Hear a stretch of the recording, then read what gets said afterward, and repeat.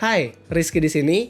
Buat kalian yang masih WFH sampai sekarang dan juga mau bikin kantor kecil-kecilan di rumah, di sini gue ada pilihan salah satu pre-built PC dari Lenovo yang udah dibundle dengan monitor dan juga peripheral. Jadi kalau kalian beli pre-built PC ini, itu udah praktis langsung pakai aja.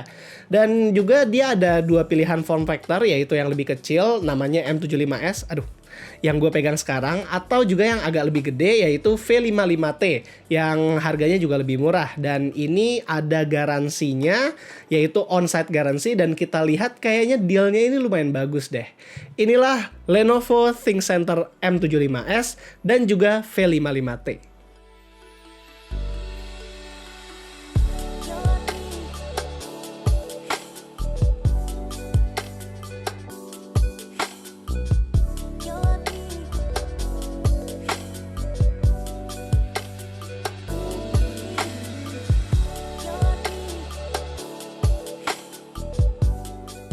Untuk sebuah professional look di dalam rumah, tentunya kita butuh PC dan beberapa peralatan yang juga mempunyai desain yang terlihat profesional. Buat kalian yang nggak mau ribet, bisa beli all-in-one PC atau beli pre-built PC di internet yang lebih cocok dengan pemakaian kalian sendiri. Di sini kita sedang kedatangan pre-built PC yang sudah bundle dengan monitor dan juga peripheral. Monitornya adalah Lenovo ThinkVision 22 inch berbezel tipis yang sudah punya resolusi Full HD, jadi sudah cukup banget buat orang yang kantoran. Kesimpulan singkatnya, ini semua adalah satu paket PC yang siap pakai buat orang yang nggak mau ribet dalam membeli PC buat WFH mereka. Kedua pre-built PC ini sendiri mempunyai daya tariknya masing-masing. Untuk yang versi ThinkCentre M75S, ukuran dari PC-nya itu cukup kecil, hanya berkapasitas 8,5 liter dan mempunyai bodi yang slim begini. Orientasinya juga bisa dibuat berdiri atau mau dibuat tiduran seperti ini karena dia ada rubber fit di kedua sisi. Kalau misal kalian tidak punya space banyak di meja, kalian bisa memilih M75S ini sendiri karena bahkan dia bisa menjadi monitor stand juga. Kalau buat V55T-nya, walaupun masuk ke kategori PC Tower, sebenarnya form factor-nya juga masih MATX, jadinya masih belum bisa dibilang terlalu gede juga. Dua-duanya juga sudah dibundle dengan mouse dan keyboard yang sama, hanya saja untuk V55T keyboardnya itu lebih tebal sedikit. Kedua pre-built PC ini entah kenapa itu case-nya bener-bener solid, kayak solidnya itu solid banget. Bayangin aja si M75S ini sendiri punya berat sampai 6 kg. Memang sih banyak yang bilang kalau ThinkPad, ThinkCentre, dan Think lain-lainnya itu punya build quality yang paling kokoh. Dan kerennya, walaupun kecil begini, kedua SKU mempunyai banyak slot USB dan juga card reader di I/O depan dan belakangnya. Untuk M75S, di bagian belakang kita ada PS2 port, 2 USB 2.0, 2 USB 3.2 Gen 1, LAN port, 2 display port, serial port, VGA port, dan paling atas ada audio jack juga. Kalau di depannya ada 2 USB 3.2 Gen 1 dan 2 USB 3.2 Gen 2, full size card reader, audio jack, dan DVD-ROM. Buat V55 Tower, di belakang hanya ada 2 USB 2.0, LAN port, VGA port, HDMI port, dan audio jack. Di depannya ada full size card reader, 2 USB 3.2 Gen 1, 2 USB 2.0, dan juga DVD-ROM. Memang kedua pre-built PC ini adalah untuk kantoran, jadi ada beberapa kantor yang memang masih membutuhkan DVD-ROM.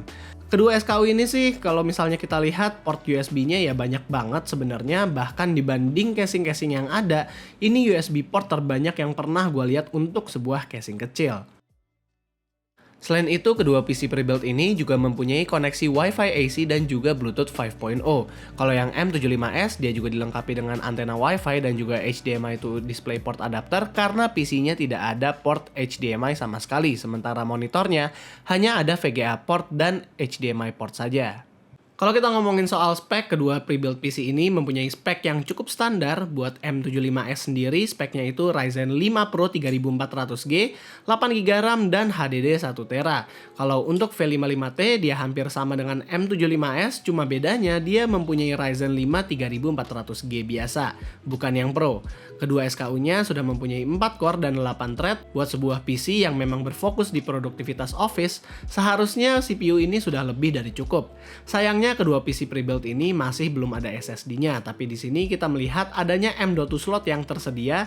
Hanya saja kita nggak tahu gimana caranya nyolokin M.2 SSD di tempat ini karena bagian bawahnya tidak ada tempat untuk mengunci SSD-nya. Tapi buat sebuah pre-built yang sudah ada on-site warranty, seharusnya kalian bisa telepon teknisi Lenovo untuk datang dan membantu kalian untuk upgrade ke SSD. Masuk ke performance testing, kita cobain PC Mark 10, itu skornya lumayan tinggi, yaitu sampai 3000-an. Jadi kalau misal untuk produktivitas office seperti Word, Excel, PowerPoint harusnya sudah cukup banget.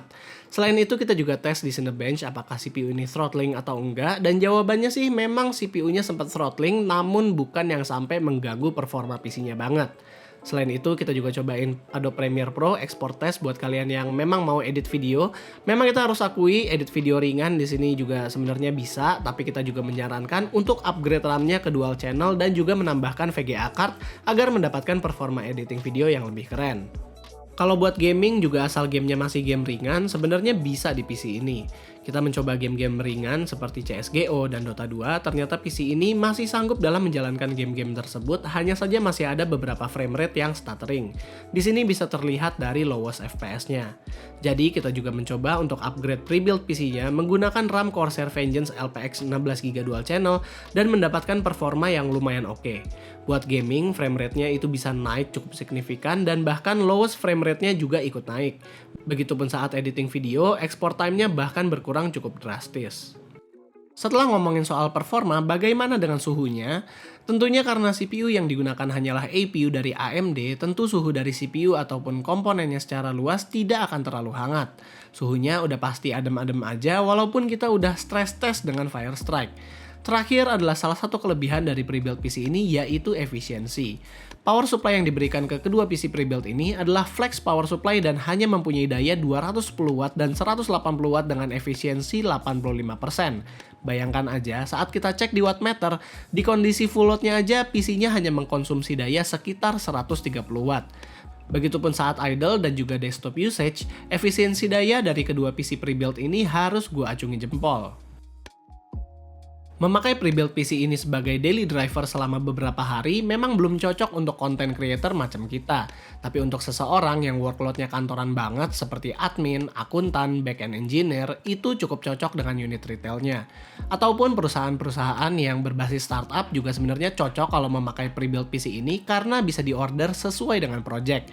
Buat yang project itu sendiri, SKU-nya bisa diorder sampai ke Athlon, walaupun kalau kalian beli retail hanya bisa sampai Ryzen 3 aja.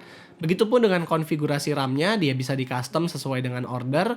Kalau buat retail antara Ryzen 3 dan Ryzen 5 itu sebenarnya kita lihat harganya nggak terlalu beda-beda jauh banget.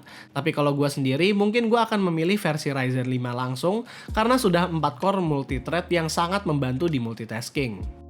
Buat upgradability-nya, si M75S ini enaknya hanya menggunakan thumb screw aja buat ngebukanya, jadi ini simple banget, tapi di V55T masih harus menggunakan obeng buat ngebuka body dari pre-build PC ini. Untuk yang M75S seperti yang kita lihat sekarang, dia bisa di-upgrade sampai 64GB karena mempunyai 4 slot RAM. Kalau yang V55T hanya mempunyai 2 slot RAM, jadi hanya bisa di-upgrade sampai 32GB saja. Tapi sepertinya kalian nggak bisa naruh RAM yang heatsinknya terlalu tebal, jadinya ya kalau misalnya mau upgrade RAM, ya gue sarankan yang tanpa heatsink aja atau yang low profile. Dan kalau misalnya kalian mau nambah VGA, untuk yang V55T dia sudah bisa support dengan VGA low profile dan buat M75S sendiri juga sudah bisa tapi hanya terbatas sampai half slot aja. Dan yang terakhir mungkin tambahan aja yaitu di M75S enaknya dia sudah mempunyai dust filter yang bisa dicopot pasang. Kalau mau dibandingkan harganya, sebenarnya kita sudah mencoba juga untuk simulasi rakit komputer dengan spek yang sama dengan monitor dan peripheral yang setara juga, dan ternyata jatuhnya jadi 11 jutaan lebih dikit. Jadi bisa dibilang kalau pre-build PC ini cukup worth it. Apalagi yang ini sudah ada garansi on-site oleh Lenovo selama 3 tahun, dan juga dengan efisiensi daya yang lebih baik ketimbang kalau rakit PC sendiri. Kalau dilihat-lihat SKU lengkapnya, kita sendiri lebih prefer dengan versi yang sudah ada Windows-nya karena sudah siap pakai. Dan kita juga rekomen untuk upgrade SSD kalau misal sudah membeli yang versi retail. Jadi itu aja paling pendapat kita tentang Lenovo ThinkCentre M75S dan V55T. Kalau kalian suka dengan videonya, jangan lupa untuk like, share, dan subscribe. Dan terakhir, gue Rizky, always stay safe.